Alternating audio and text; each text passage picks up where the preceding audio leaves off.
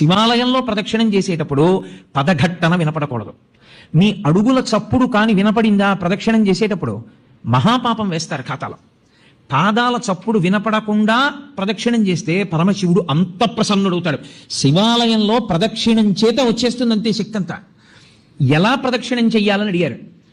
నిండు గర్భిణి, ఇంకొక గంటలోనో 2 గంటల్లోనో ప్రసవం అవుతుంది. కిందంతా బిందెతో నూనె పోసేశారు. ఆమెకు ఒక పెద్ద బింది ఇచ్చి నీళ్లు చంకలో పెట్టారు, డొక్కలో. ఆమె పట్టుకుంది. ఇప్పుడు ఆ నూనె వెలికిపోయిన నేల మీద నడుస్తోంది. ఆమె ఎంత పరాకుగా అడుగు వేసి నడుస్తుందో ప్రదక్షిణ సమయంలో అంత పరాకుగా అడుగు వేసి నడవాలి, చప్పుడు రాకుండా. అదే ఉపమానాన్ని వాడింది శైవాగమం. యథాతథంగా మీకు నేను ఆ ఉపమానాన్ని అందించాను. అంత మెల్లగా పదఘట్టన లేకుండా తిరగవలసి ఉంటుంది. అందుకే అడుగడుగు ప్రదక్షిణం అంటారు. ఇలా అడుగు వేసి దాని ముందుకు తెచ్చి అడుగు వేస్తారు, మళ్ళీ అడుగు వేస్తారు. నిశ్శబ్దంగా ప్రదక్షిణం చేయాలి. శివాలయంలో ప్రదక్షిణం చేస్తూ ఏమీ మాట్లాడకూడదు.